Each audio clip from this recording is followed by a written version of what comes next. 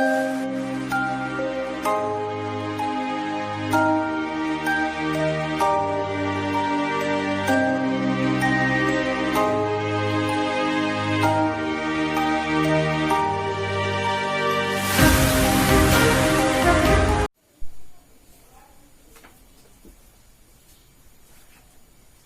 बच्चों, पिछली कक्षा में हमने कक्षा 12 के भौतिक विज्ञान विषय के पाठ 1 में विद्युत बल रेखाओं के गुणधर्म, विद्युत बल रेखाओं की परिभाषा और विद्युत द्विध्रुव व द्विध्रुव आघूर्ण के बारे में अध्ययन किया था।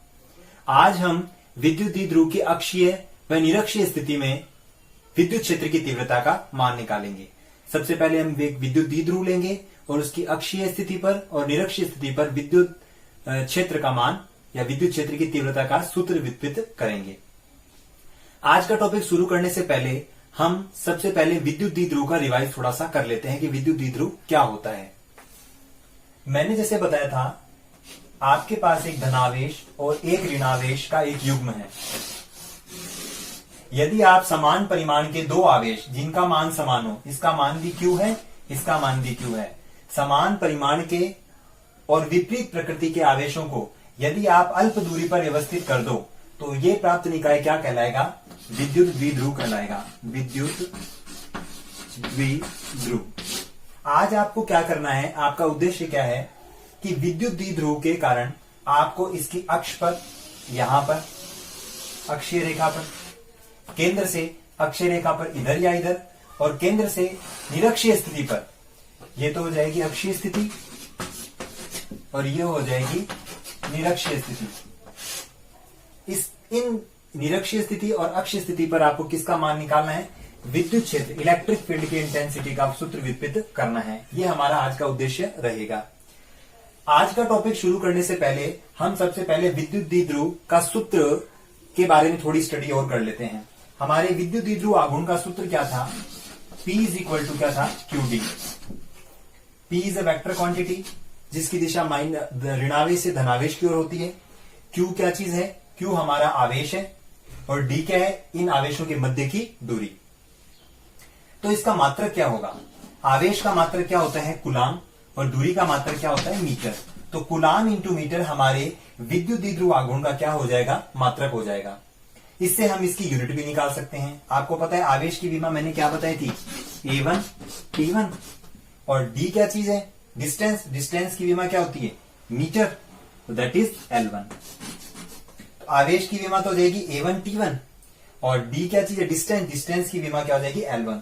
तो A1 T1 L1 ये किसका विमीय सूत्र हो जाएगा? हमारे विद्युत द्विध्रुव आघूर्ण का विमीय सूत्र हो जाएगा। आप इसे नोट कर सकते हैं। अब हम क्या करेंगे? अक्षीय और निरक्षीय स्थिति पर विद्युत क्षेत्र की तीव्रता का व्यंजक व्युत्पन्न करेंगे। देखते हैं।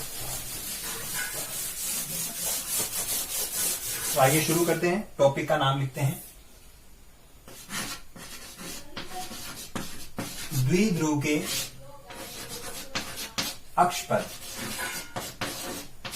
द्विध्रुव के अक्ष पर विद्युत क्षेत्र की तीव्रता, विद्युत क्षेत्र की तीव्रता का व्यंजक। ये हमारा आज का उद्देश्य है। तो सबसे पहले हम इसका डायग्राम बना लेते हैं। किस प्रकार से इसका डायग्राम बनेगा? सबसे पहले हम क्या बनाएंगे? एक विद्युत द्विध्रुव बनाएंगे। ये माइनस आवेश और यहां पे प्लस आवेश। इसका जो केंद्र पॉइंट है वो यहां पर है, इसको नाम दे देते हैं O। आपको क्या करना है कि केंद्र से अक्ष पर, केंद्र से अक्ष पर इधर भी ले सकते हैं, इधर भी ले सकते हैं। केंद्र से अक्षीय रेखा पर R दूरी पर कोई बिंदु P मान लेते हैं। इस बिंदु P पर आपको क्या करना है? विद्युत क्षेत्र की तीव्रता निकालनी है। इस द्विध्रुव के केंद्र से R डिस्टेंस पर आपको बिंदु P पर विद्युत क्षेत्र की तीव्रता निकालनी है। तो आपको पता है विद्युत क्षेत्र की तीव्रता निकालने के लिए यहां पर हम परीक्षण आवेश रख सकते हैं। दैट इज परीक्षण आवेश कितना होता है? Q0। वो एकांक धनावेश है। ठीक है, तो यहां पर मैं रख देता हूं परीक्षण आवेश Q0 और ये क्या चीज होगा? एकांक धनावेश। अब हमें क्या करना है? इस बिंदु P की धनावेश से दूरी लेनी है और इस बिंदु P की ऋणावेश से दूरी लेनी है। तो आपको पता है केंद्र से धनावेश की जो दूरी मैंने बताई थी वो होती है स्मॉल a। उसी प्रकार ऋणावेश की केंद्र से दूरी कितनी होती है? Small a। इसका मतलब धनावेश की बिंदु P से दूरी कितनी हो जाएगी, ये R है और ये A है, तो कितनी हो जाएगी, R माइनस A हो जाएगी। R में से अपन A माइनस करेंगे तो ये डिस्टेंस आ जाएगी, तो ये डिस्टेंस हो जाएगी R माइनस A। उसी प्रकार ऋणावेश की बिंदु P से डिस्टेंस, ऋणावेश की बिंदु P से डिस्टेंस कितनी हो जाएगी, R तो इतनी है, उसमें A ऐड कर दीजिए, that is R plus A। तो ये हमारा डायग्राम बनेगा विद्युत द्विध्रुव की अक्षीय स्थिति पर विद्युत क्षेत्र की तीव्रता का व्यंजक निकालने के लिए। आप इसमें यह भी देख सकते हैं कि विद्युत क्षेत्र की डायरेक्शन किधर किधर है। अगर हम देखें यहां पर धनावेश है, तो धनावेश के कारण बिंदु P पर जो विद्युत क्षेत्र होगा उसकी डायरेक्शन धनावेश के कारण अवे फ्रॉम द चार्ज होती है, तो धनावेश के कारण मैं जो इलेक्ट्रिक फील्ड दूंगा वो इस साइड दूंगा, दैट इज E1। धनावेश के कारण बिंदु P पर, क्योंकि एकांक धनावेश रखा हुआ है वो उसको प्रतिकर्षित करेगा, तो धनावेश के कारण बिंदु P पर जो इलेक्ट्रिक फील्ड की इंटेंसिटी होगी उसको अपन E1 मानेंगे, और वो क्या होगी, अवे फ्रॉम द चार्ज, इस साइड में। उसी प्रकार ऋणावेश के कारण बिंदु P पर हम विद्युत क्षेत्र की तीव्रता देखेंगे, तो ऋणावेश के कारण होती है टूवर्ड्स द चार्ज, धनावेश के कारण अवे फ्रॉम द चार्ज और ऋणावेश के कारण टूवर्ड्स द चार्ज। तो ऋणावेश के कारण जो इलेक्ट्रिक फील्ड की इंटेंसिटी होगी वो होगी दैट इज E2। इसका मतलब E1 और E2 अपोजिट डायरेक्शन में है। इसका मतलब बिंदु P पर इन दोनों के कारण, इन दोनों आवेशों के कारण जो परिणामी विद्युत क्षेत्र होगा वो कितना होगा, E1 माइनस E2 होगा। ठीक है, कितना होगा, E1 माइनस E2। तो ये हमें थोड़ा सा रिकॉल करना है, मैं यहां पर लिख लेता हूं, विद्युत क्षेत्र कितना होगा, E1 माइनस E2, परिणामी विद्युत क्षेत्र,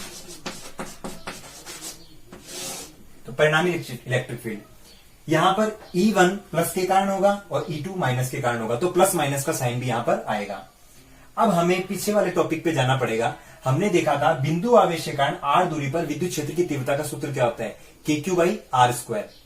तो सबसे पहले धनावेश के कारण जब हम KQ बाई R स्क्वायर का फॉर्मूला अप्लाई करेंगे तो यहाँ पे प्लस का निशान आएगा, और माइनस के कारण KQ बाई R स्क्वायर का फॉर्मूला अप्लाई करेंगे तो क्या आएगा, माइनस का निशान आएगा। उसी प्रकार धनावेश के कारण जब हम यहाँ बिंदु P पर क्या करेंगे, डिस्टेंस लेंगे, तो हम क्या लेंगे, R माइनस A, और जब ऋणावेश के कारण लेंगे तो डिस्टेंस कितनी लेंगे, R प्लस A। ये नोट करने वाली बातें हैं। तो सबसे पहले तो आप इस डायग्राम को अच्छे से समझ लें और दिमाग में सेट कर लें, समझ के, ना कि रट के, कि इसको हमने कैसे बनाया है। तो हमारा उद्देश्य क्या है, बिंदु P पर धनावेश और ऋणावेश के कारण विद्युत क्षेत्र की तीव्रता का मान निकालना। तो परिणामी विद्युत क्षेत्र कितना होगा, E1 माइनस E2। ठीक है, तो मैं यहां पर थोड़ा सा यहां पे रफ करना पड़ेगा मेरे को, ये सब चीज वैल्यूज अपन कर चुके हैं, ये यहां से रफ कर देता हूं, ये भी रफ कर देता हूं, और ये ठीक है, यहां पर बना लेता हूं अक्षीय रेखा, यहां पर अक्षीय रेखा, चित्र छोटा कर लेते हैं। ये तो हो जाएगी R माइनस ए, और ये वाली कितनी हो जाएगी, ये भी ए, ये इसको भी यहां से रफ कर देते हैं, बोर्ड छोटा है तो उस हिसाब से यहां से लेकर R यहां तक कितनी हो जाएगी, R प्लस ए। मेनली हमें डिस्टेंस चाहिए, क्योंकि KQ बाई क्या है, R स्क्वायर। R क्या चाहिए, डिस्टेंस चार्ज से पॉइंट P तक, यहां पर रख देते हैं बिंदु P, इस पर हमें इलेक्ट्रिक फील्ड निकालना है। तो सबसे पहले हम देखते हैं धनावेश के कारण, मैं शॉर्ट में कर रहा हूं, आप थोड़ा नोट्स में ढंग से देख लें। धनावेश के कारण इलेक्ट्रिक फील्ड कितना है, E1। धनावेश के कारण इलेक्ट्रिक फील्ड कितना, E1। सूत्र कितना होगा, KQ बाई R स्क्वायर। अभी हम स्केलर फॉर्म में करने, वेक्टर फॉर्म में लास्ट में कर लेंगे, KQ by R square, that is KQ। Q कितना है, पॉजिटिव, तो यहाँ पे प्लस लगा देंगे, और डिवाइडेड बाय R। R कितना है, R minus A, that is R minus A का whole square. Equation number first. उसी प्रकार ऋणावेश के कारण बिंदु P पर विद्युत क्षेत्र की तीव्रता, ऋणावेश के कारण, ऋणावेश के कारण इलेक्ट्रिक फील्ड कितना है, दैट इज E2।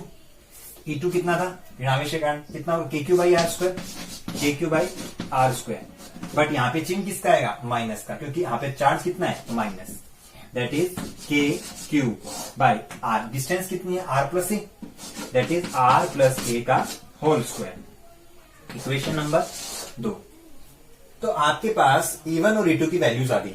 अब हमें क्या करना है, E1 माइनस E2 करना है। बिंदु P पर परिणामी विद्युत क्षेत्र निकालने के लिए हम E1 माइनस E2 पुटअप कर देंगे। ठीक है, तो ये यहां तक आप नोट कर लीजिए पॉज करके, फिर आगे चलते हैं। अब ये जो चित्र है इसकी हमें कोई योगदान नहीं रहेगा, इसको हम हटा देते हैं। ठीक है, तो परिणामी इलेक्ट्रिक फील्ड, परिणामी इलेक्ट्रिक फील्ड कितना होगा, that is E1 minus E2। E1 कितना है, KQ अपॉन दिस और KQ अपॉन दिस। तो अगर जब हम वैल्यूज को पुट करेंगे तो KQ इसमें से कॉमन आ जाएगा, तो KQ इसमें से क्या आ जाएगा, कॉमन, ब्रैकेट लगाएंगे 1 अपॉन R माइनस A का whole square minus 1 upon R plus A का होल स्क्वायर। अब हमें क्या करना है, एक सामान्य से मैथमेटिक्स को सॉल्व करना है और डेरिवेशन को आगे लेके बढ़ेंगे। ये मैं यहां से रफ कर रहा हूं।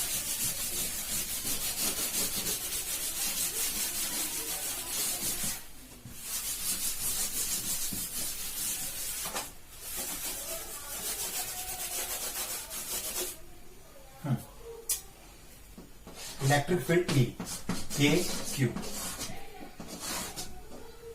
थोड़ा और बड़ा कर लेते हैं ब्रैकेट। अब आपको पता है इसका जो लघुत्तम आएगा कितना आएगा, एलसीएम R माइनस A का होल स्क्वायर और R प्लस A का होल स्क्वायर। तो जब यहां पे हम इसको सॉल्व करेंगे तो यहां पर कितना आ जाएगा, R प्लस A का होल स्क्वायर, तो मैं R प्लस A का होल स्क्वायर सीधा खोल रहा हूं, A प्लस B का whole square, A square plus B square plus 2AB that is 2RA। उसी प्रकार इस वाली टर्म में कितना आएगा, R माइनस A का होल स्क्वायर और R माइनस A का होल स्क्वायर मैं यहां पे खोल दे रहा हूं, कितना आएगा, R square plus A square minus 2RA minus 2RA। अब आपको पता है बीच में माइनस का चिन्ह है, तो ये सब साइन को क्या कर देगा, चेंज कर देगा। तो मैं यही इसी पद के अंदर साइन चेंज कर रहा हूं, माइनस R स्क्वायर और यहां पर कर देता हूं प्लस 2RA। तो R स्क्वायर से R स्क्वायर कैंसिल हो जाएगा, A स्क्वायर से A स्क्वायर कैंसिल हो जाएगा, तो 2RA कितना हो जाएगा, 4RA। तो यहां पर रिजल्ट कितना आ जाएगा, 4R। सामान्य मैथमेटिक्स है, ये आप घर पे भी ट्राई कर सकते हैं, 4RA डिवाइडेड बाय, अब देखिए ये A प्लस बी और ये A माइनस बी है, तो A प्लस बी और A माइनस और साथ में स्क्वायर भी है, तो ये A square A plus B और ए माइनस बी का जो फॉर्मूला होता है वो कितना होता है, A square minus B square. तो मैं इसको यहां पर ऐसे लिख सकता हूं, R square minus A square का होल स्क्वायर। देखो ए प्लस बी और ए माइनस बी, ये तो हो जाएगा ए स्क्वायर माइनस बी स्क्वायर, साथ में होल स्क्वायर हो रहा है, तो मैंने यहाँ पे होल स्क्वायर बना दिया। क्योंकि आप 12th के स्टूडेंट्स हैं तब इतना अपन इसमें ज्यादा समय का लॉस नहीं करेंगे, ये आपको आना चाहिए। तो हमारा जो फाइनल फॉर्मूला है वो कितना है, 4RA अपॉन दिस क्वांटिटी। ठीक है, अब आगे इसको और फर्दर सोल्व करते हैं। P इज इक्वल टू 4 को मैं 2 पार्ट्स में डिवाइड कर रहा हूं, 2 इंटू 2 में, दैट इज 2, और यहां पे KQ क्वांटिटी हो रहा है, KQ। ठीक है, तो यहां पर कर देता हूं 2K। अब 4 को 2 इंटू 2 में तोड़ दिया, 2 इंटू 2। ठीक है, अब इसको थोड़ा सेट कर रहा हूं सूत्र को अलग रूप में बनाने के लिए। साथ में कितना है, Q इंटू A, Q और A। तो यहां पर क्या हो जाएगा, K और K हो गया, यहां पर कर दिया मैंने Q और यहां कर दिया 2 और यहां कर दिया A। अब देखिए सारी क्वांटिटी कब चल रही है, एक क्वांटिटी बच गई R, तो यहां पर मैं लिख देता हूं R। ठीक है, और इसको डाल देता हूं मैं ब्रैकेट में, और नीचे कितना कर दिया मैंने, R square minus A square का whole square is equal to. अगर गौर करके देखिए, आपको पता है Q इंटू 2A क्या होता है, विद्युत द्विध्रुव आघूर्ण। मैं यहां पर फॉर्मूला लिख देता हूं, P इज इक्वल टू क्या होता है, Q इंटू 2A, और Q इंटू 2A क्या होता है, विद्युत द्विध्रुव आघूर्ण। तो Q इंटू 2A की जगह हमारे पास क्या आ जाएगा, वेक्टर P या P, विद्युत द्विध्रुव आघूर्ण। तो यहां पर फॉर्मूला क्या बन जाएगा, 2K, इसकी जगह कितना आ जाएगा, P और R divided by R square minus A square का होल स्क्वायर। तो हमारे पास द्विध्रुव की अक्षीय रेखा पर केंद्र से R दूरी पर जो इलेक्ट्रिक फील्ड का जो फॉर्मूला प्राप्त हुआ है वो कितना हुआ है, 2kPr upon this quantity, R square minus A square का होल स्क्वायर। ये फाइनल फॉर्मूला है। ठीक है, तो इसको आप रिवाइज करेंगे घर पे, इसको थोड़ा सा और आगे लेकर चलते हैं। ठीक है,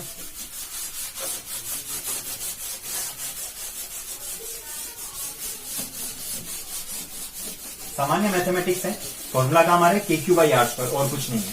डिस्टेंस आर प्लस ए और आर माइनस ए, ये फॉर्मूला हम एक बार नोट कर लेते हैं। तो हमारे पास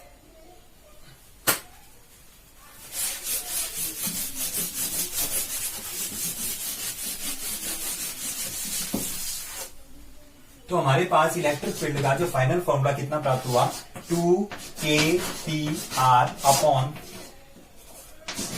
are square minus A square का होल स्क्वायर। अब जरा गौर करके देखें, इस पर एक कंडीशन लगाते हैं। वैसे ये फाइनल फॉर्मूला है, लेकिन इसका और जनरलाइज फॉर्म करते हैं हम। अगर हम कंडीशन लगाएं कि जो हमारा द्विध्रुव था, यहां पर माइनस था और यहां प्लस था, अगर केंद्र से अक्षीय रेखा पर जो हमारा प्रेक्षण बिंदु है वो अनंत पर है, कहने का मतलब जो हमारा पॉइंट पी है जिसपे ऊपर हमें विद्युत क्षेत्र की तीव्रता निकालनी है, ये यदि केंद्र से बहुत दूर है, तो ए जो वैल्यू होगी वो आर के कंपैरेटिवली क्या हो जाएगी, बहुत स्मॉल हो जाएगी। आर तो बहुत ज्यादा हो जाएगी और ए क्या हो जाएगी, बहुत कम। तो हम ये कंडीशन लगा रहे हैं, क्या कंडीशन लगा रहे हैं कि प्रेक्षण बिंदु अधिक दूरी पर है, अधिक दूरी पर। कौन सी रेखा पर, अक्षीय रेखा पर। तो आपको पता है इस कंडीशन में ए स्क्वायर क्या हो जाएगा, नगण्य हो जाएगा। ए स्क्वायर इज लेस देन कितना हो जाएगा, आर स्क्वायर। तो यहां पर लिख देंगे ए स्क्वायर को क्या मान लेंगे, नगण्य। ए स्क्वायर हमारा नगण्य हो जाएगा। अगर ये क्वांटिटी यहां से कैंसिल आउट हो जाए तो हमारे पास कितना बचेगा, आर स्क्वायर और ऊपर स्क्वायर, तो कितना हो जाएगा, आर की पावर 4। तो आर की पावर 4 नीचे बचेगा और ये आर इससे कैंसिल हो जाएगा। तो रिजल्ट कितना आएगा, E is equal to 2kp upon, यहां पर बचेगा आर की पावर 4 और ऊपर नीचे बचेगा आर। आर से ये कैंसिल हो जाएगा, तो यहां पर कितना बचेगा, क्यूब बचेगा। कितना बचेगा, क्यूब। इलेक्ट्रिक फील्ड का फॉर्मूला कितना आ जाएगा, 2kp अपॉन आर क्यूब। ये हमारा फाइनल फॉर्मूला हो जाएगा अक्षीय रेखा पर विद्युत क्षेत्र की तीव्रता का फॉर्मूला। अब यदि यहां पे आपको क्या निकालना है, वेक्टर फॉर्म में देखना है, तो यहां पे आप वेक्टर भी लगा दीजिए, ये इलेक्ट्रिक फील्ड के लिए और ये सदिश के लिए। इसका मतलब यहां पर आप सूत्र याद कर सकते हैं कि विद्युत क्षेत्र की अक्षीय स्थिति पर विद्युत क्षेत्र की तीव्रता का फॉर्मूला होता है 2kp अपॉन आर क्यूब। यहाँ पे ई इलेक्ट्रिक फील्ड, के कांस्टेंट 1/4πε0, पी क्या चीज है, द्विध्रुव आघूर्ण, P is equal to Q D, D is equal to 2a, और R क्या चीज है, केंद्र से प्रेक्षण बिंदु की दूरी, जिसका जहां पर हमें विद्युत क्षेत्र की तीव्रता का मान निकालना है। यहां पर एक रिजल्ट देख रहे हैं कि जब अक्षीय स्थिति होती है, क्या होती है, अक्षीय स्थिति होती है, तो इलेक्ट्रिक फील्ड और विद्युत जो द्विध्रुव आघूर्ण, वहां पर यहां पे प्लस का निशान आ रहा है। अगर यहाँ पे माइनस का निशान आता तो हम कहते हैं विद्युत क्षेत्र और पी एक दूसरे के विपरीत है, और जबकि यहाँ पर प्लस का निशान आ रहा है तो हम क्या बोलेंगे, विद्युत क्षेत्र और द्विध्रुव आघूर्ण की दिशा एक दूसरे की क्या होगी, समान होगी। तो अक्षीय स्थिति में इलेक्ट्रिक फील्ड एंड द्विध्रुव आघूर्ण, इलेक्ट्रिक फील्ड और द्विध्रुव आघूर्ण दिशा क्या होगी, समान होगी, दिशा समान होगी। तो ये हमारा रिजल्ट आएगा इसके अंदर। एक तो ये रिजल्ट है, उसको थोड़ा हाईलाइट कर लेते हैं।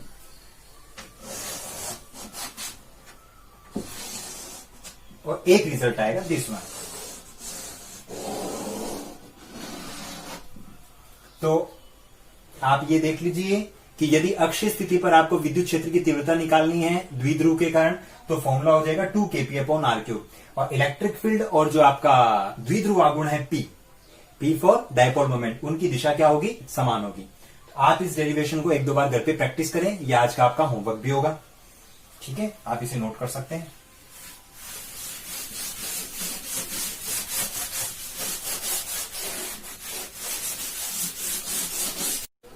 अक्षीय स्थिति के बाद में हम द्विध्रुव की निरक्षीय स्थिति पर विद्युत क्षेत्र की तीव्रता का व्यंजक विकसित करेंगे। दोनों में सिमिलरिटीज रहेगी, सूत्र भी सेम रहेगा, बस डिस्टेंस चेंज हो जाएगी, थोड़ा सा सूत्र में फर्क पड़ेगा। हम देखते हैं इसका डेरिवेशन कैसे होगा। सबसे पहले हेडिंग डाल लेते हैं। इस बार हमें द्विध्रुव की निरक्ष पर विद्युत क्षेत्र की तीव्रता का व्यंजक आपको ज्ञात करना है। ठीक है, द्विध्रुव की निरक्ष स्थिति पर। तो सबसे पहले इसका हम डायग्राम बना लेते हैं, वहां पर हम डेरिवेशन कर लेंगे। ठीक है, द्विध्रुव की निरक्ष स्थिति पर विद्युत क्षेत्र की तीव्रता, इलेक्ट्रिक फील्ड इंटेंसिटी हमें निकालनी है। तो सबसे पहले हम द्विध्रुव बनाते हैं। तो यहां पर जैसे मान लेते हैं मेरे पास माइनस आवेश है और यहां पर मेरे पास प्लस आवेश है, तो ये मैंने बना लिया द्विध्रुव, ये द्विध्रुव बना लिया। अब ये जो द्विध्रुव है इसका केंद्र बिंदु कहां है, यहां पर है। हमें इस बार अक्षीय स्थिति पर ना लेकर निरक्षीय स्थिति पर यहां पर जैसे मान लेते हैं कि केंद्र से r दूरी पर आपके पास प्रेक्षण बिंदु P है। यहां पर मेरे को क्या निकालना है, इलेक्ट्रिक फील्ड की इंटेंसिटी निकालनी। तो मैं क्या करूंगा कि सबसे पहले धनावेश के कारण इस बिंदु पर विद्युत क्षेत्र की तीव्रता निकालूंगा। तो आपको पता है धनावेश के कारण विद्युत क्षेत्र की तीव्रता अवे फ्रॉम द चार्ज होती है। तो धनावेश के कारण जब मैं विद्युत क्षेत्र की तीव्रता निकालूंगा तो मेरे पास ये कितनी आएगी, E1 आएगी, दैट इज E1। और आपको पता है इलेक्ट्रिक फील्ड की direction away from the charge होगी। तो यहां से यहां तक की डिस्टेंस कितनी है, A, और यहां से यहां तक की डिस्टेंस कितनी है, A। उसी प्रकार ऋणावेश के कारण मैं यहां पर बिंदु P पर विद्युत क्षेत्र की तीव्रता निकालूंगा।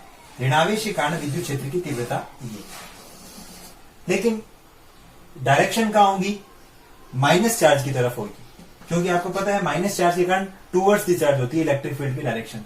तो यहां पर मैं कितना लिख दूंगा, दैट इज E2। ये E1 वेक्टर और ये E2 वेक्टर। अब जरा गौर करके देखिए, मान लेते हैं कि ये जो बिंदु P है और ये जो धनावेश है, बिंदु P है और ये जो ऋणावेश है, यहां का जो एंगल है ये कितना है, थीटा है, और यहां का एंगल कितना है, थीटा। तो हमें क्या करना पड़ेगा, यहां पर E1 और E2 को कंपोनेंट के रूप में, घटकों के रूप में वियोजित करना पड़ेगा। कैसे, यहां पर हम एक ऐसे XY प्लेन खींच लेते हैं, ये वाला, ठीक है, ये ऐसे, ठीक। तो सबसे पहले देखते हैं कि ये आपकी जेड की आकृति बन रही है। ये एंगल यदि थीटा है तो ये एंगल भी कितना होगा, थीटा ही होगा। और जेड की आकृति बन रही है, शेप बन रही है, ये एंगल थीटा होगा, तो शीर्षाभिमुख कोण से ये एंगल भी कितना होगा, थीटा ही होगा। तो आपको क्या करना है कि यहां पर इन थीटा एंगल्स के कारण ये जो एंगल्स है वो भी थीटा होंगे। तो जरा गौर करके देखिए कि अगर ये वेक्टर E1 और E2 क्षैतिज रेखा से थीटा कोण पर स्थित है, तो यहां पर आप इनके क्षैतिज और ऊर्ध्वाधर घटक ले सकते हैं। तो सबसे पहले 11th क्लास में आपने पढ़ी रखा होगा, थीटा के जो रेस्पेक्ट वाली जो एक्सेस होती है वो होती है कोस थीटा, और जो कि क्षैतिज घटक होता है, और जस्ट इसके परपेंडिकुलर वो क्या होता है, साइन थीटा, दैट इज ऊर्ध्वाधर घटक। तो किसी भी सदिश राशि, कोई भी सदिश राशि, वो यदि आपकी थीटा एंगल से है तो आप उसको घटकों के रूप में वियोजित कर सकते हैं। तो सबसे पहले E1 का क्षैतिज घटक, तो यहां पर कितना आएगा, E1 cos theta, E1 cos theta, ठीक है। थोड़ा सा बड़ा लिख देते हैं ताकि आपको प्रॉब्लम ना हो।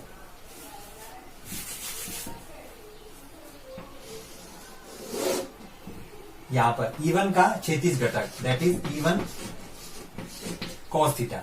इसी प्रकार E2 का जो थीटा के रिस्पेक्ट वाला क्षैतिज घटक होगा वो कितना होगा, E2 cos थीटा। अब E1 का जो ऊर्ध्वाधर घटक है वो कितना होगा, E1 sin थीटा, और E2 का जो ऊर्ध्वाधर घटक है इसके परपेंडिकुलर वो कितना होगा, E2 sin थीटा। इसका मतलब आप गौर करके देख सकते हैं, बहुत ही कॉम्प्लिकेटेड डायग्राम बनाया, आपको प्रैक्टिस करनी पड़ेगी इसकी समझ के, कि बिंदु P पर, इस पॉइंट पर, ऑब्जर्वेशन पॉइंट पर प्लस आवेश और ऋण आवेश के कारण जो आपका रिजल्टेंट इलेक्ट्रिक फील्ड है वो ये होगा। क्योंकि आपको पता है E1 sin थीटा और E2 sin थीटा की जो डायरेक्शन है, इसकी तो डाउनवर्ड है और इसकी अपवर्ड है, तो ये दोनों एक दूसरे से क्या हो जाएंगे, कैंसिल आउट हो जाएंगे। डायग्राम में नहीं करना है, इसको लैंग्वेज में लिखना है, वो सब हम नोट्स में करेंगे। बट पता होना चाहिए कि E1 sin थीटा और E2 sin थीटा की डायरेक्शन अपोजिट है, तो ये घटक तो कैंसिल आउट हो जाएंगे, निरस्त हो जाएंगे।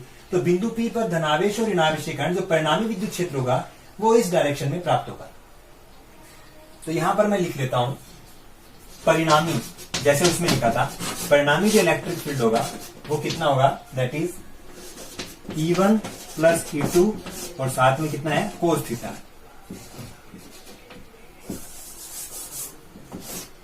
E1 plus E2 cos theta. क्योंकि आपको पता है E1 cos थीटा और E2 cos थीटा की जो डायरेक्शन है वो क्या है, दोनों की सेम है। तो बिंदु P पर दोनों के कारण जो रिजल्टेंट इलेक्ट्रिक फील्ड होगा that is E1 cos theta and E2 cos theta. तो अभी हम यहां तक पहुंचे।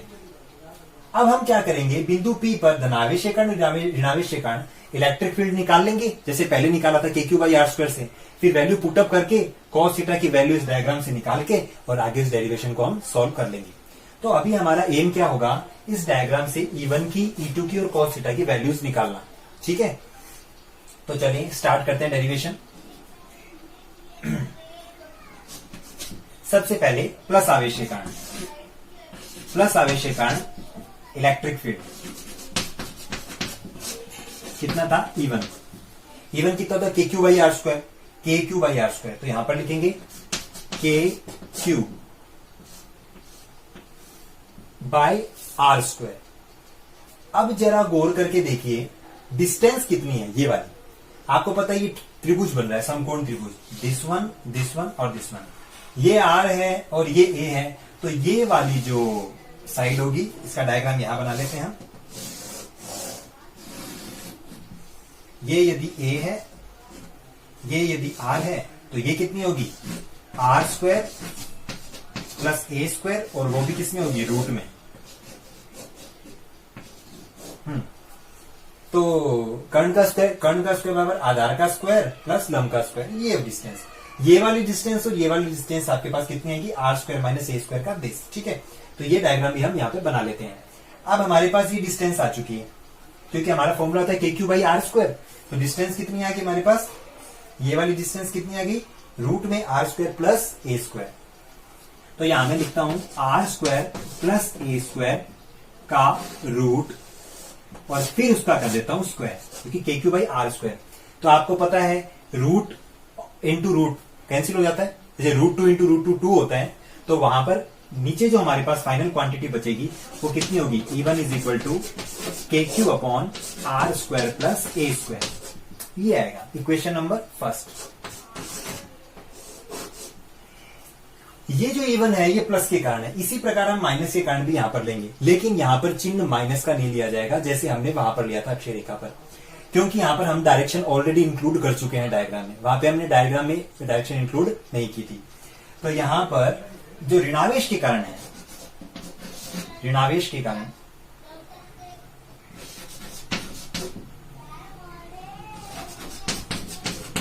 इलेक्ट्रिक फील्ड है वो कितना होगा, E2।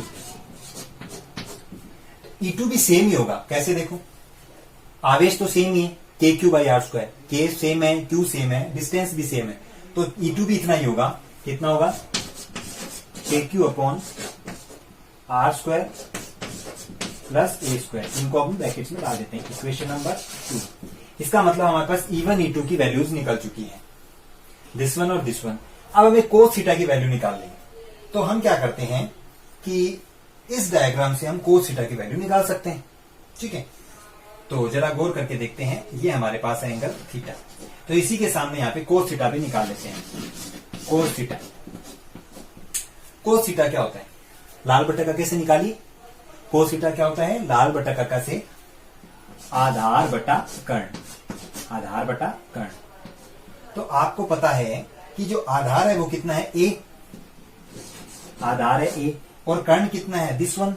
तो ये कितना है, R² प्लस A² की पावर 1/2 लगा देते हैं। रूट का मतलब कितना होता है, पावर 1/2। तो हमारे पास cos थीटा की, E2 की एंड E1 की वैल्यूज आ गई है। अब ये वैल्यूज हम इस इक्वेशन से पुटअप करेंगे और रिजल्टेंट इलेक्ट्रिक फील्ड हम ज्ञात कर लेंगे। तो अब डायग्राम का कोई रोल नहीं है, लेकिन डायग्राम में एक चीज हम देख लेते हैं, बाद में बनाना नहीं पड़ेगा। जो परिणामी विद्युत क्षेत्र है उसकी डायरेक्शन इधर है, जबकि विद्युत द्विध्रुव आघूर्ण की डायरेक्शन -2 प्लस का है, इधर है। इसका मतलब अक्षीय स्थिति पर तो दोनों सेम डायरेक्शन में थे, इलेक्ट्रिक फील्ड और द्विध्रुव आघूर्ण, जबकि निरक्षीय स्थिति पर परिणामी विद्युत क्षेत्र और जो परिणामी द्विध्रुव आघूर्ण है, द्विध्रुव आघूर्ण की दिशा मैंने बताई थी माइनस से प्लस, और विद्युत क्षेत्र हमारा किधर आ रहा है, इधर। तो दोनों एक दूसरे के क्या हो जाएंगे, ऑपोजिट हो जाएंगे। ठीक है, तो ये इसका रिजल्ट हम अभी देख लेते हैं, नोट कर लेते हैं। ये भी यहां से मिटा देते हैं। चलिए आगे बढ़ते हैं, इसके इधर एरो कर लेते हैं, ठीक है। इलेक्ट्रिक फील्ड, तो E1 और E2 सेम है, तो मैं ट्वाइस ऑफ कर दूं, दिस वन और दिस वन करेंगे तो मैं ट्वाइस ऑफ कर सकता हूं, 2KQ upon R square plus A square, और कोस थीटा की वैल्यू कितनी है, A upon R square plus A square की पावर 1/2,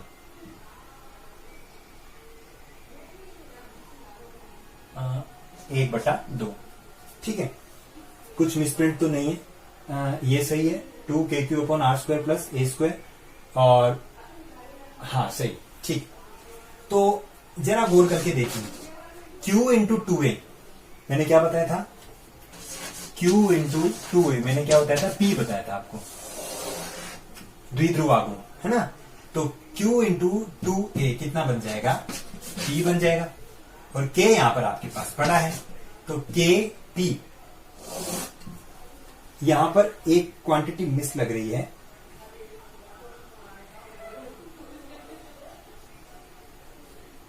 आधार बटा कर्ण,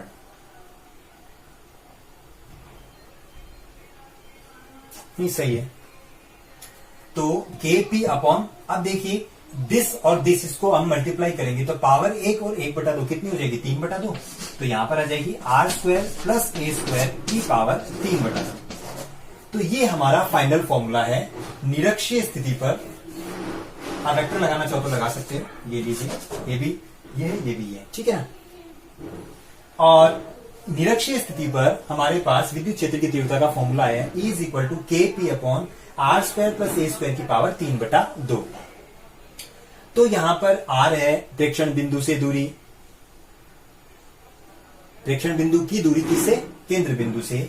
A क्या चीज है, जो हमारा केंद्र बिंदु है उसकी आवेशों से दूरी द्विध्रुव के, और P द्विध्रुव आघूर्ण है, और K इज अ कांस्टेंट 1/4πε0। तो एक फॉर्मूला तो हमारे पास हो गया। और जब भी हम डायग्राम में हमने देखा था कि जो हमारी जो इलेक्ट्रिक फील्ड और P की जो डायरेक्शन है वो विपरीत आ रही है, तो अब आप इसके ऊपर यहाँ पे माइनस लगा सकते हैं, तो इससे हम आपको पता चल जाएगा P और इलेक्ट्रिक फील्ड एक दूसरे के विपरीत हैं, ठीक है। तो यहां तक तो हमारे पास ये कंडीशन हो चुकी है। अब इसके ऊपर एक कंडीशन और लगाते हैं,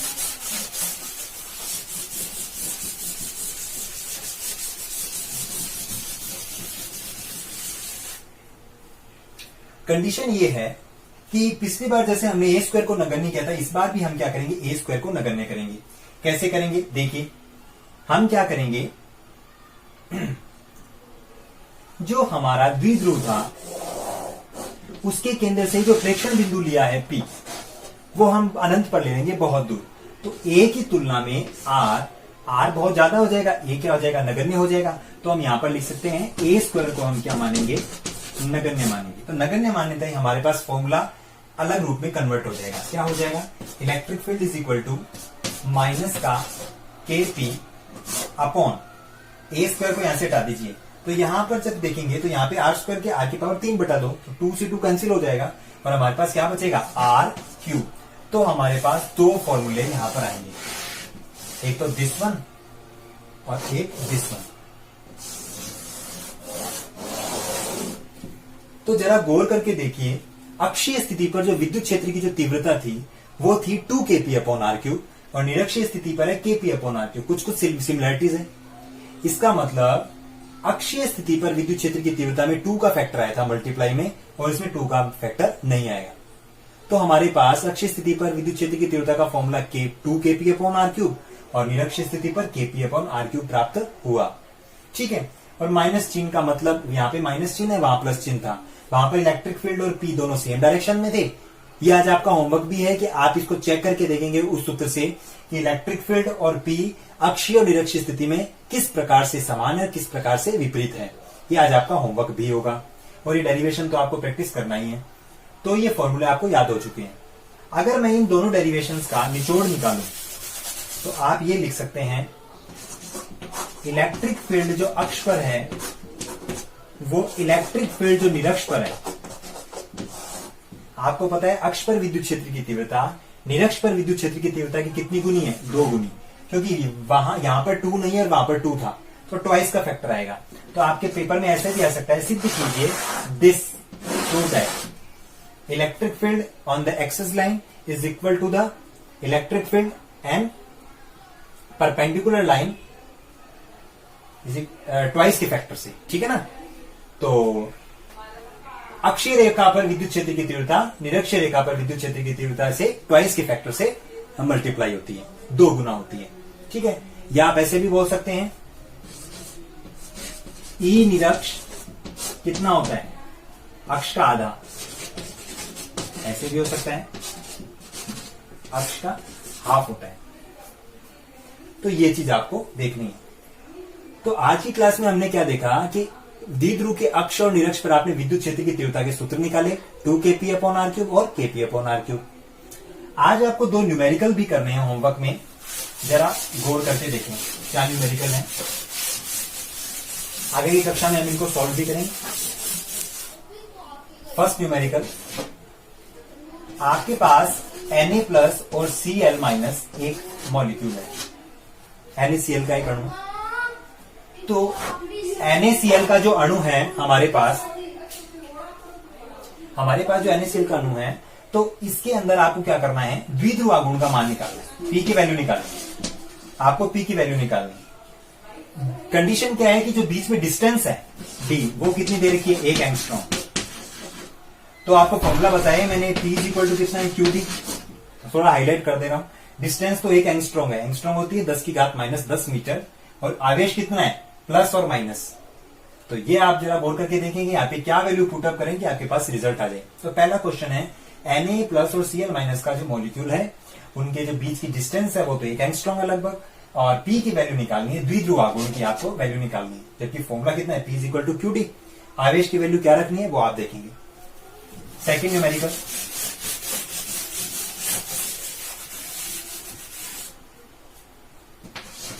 डायग्राम से ही बता रहा हूं मैं आपको। आपके पास ये सेंटर पॉइंट है, यहां पर आपके पास माइनस रखा है, यहां पर रखा है आपके पास प्लस। इसका मतलब आपके पास एक विद्युत द्विध्रुव है। किसी विद्युत द्विध्रुव के लिए अक्षीय रेखा पर और निरक्षीय रेखा पर, केंद्र से ना, यह इस प्रकार से निर्देश तंत्र बना लीजिए, अक्षीय रेखा पर और निरक्षीय रेखा पर। यहां तो बिंदु P ले लीजिए और यहां बिंदु ले लीजिए Q। तो किसी द्विध्रुव के केंद्र से अक्षीय रेखा पर बिंदु P पर और केंद्र से निरक्षीय रेखा पर बिंदु Q पर इलेक्ट्रिक फील्ड का मान समान। तो यहां पर मैं कह रहा हूं electric field at Q point at P point is equal to electric field at Q point.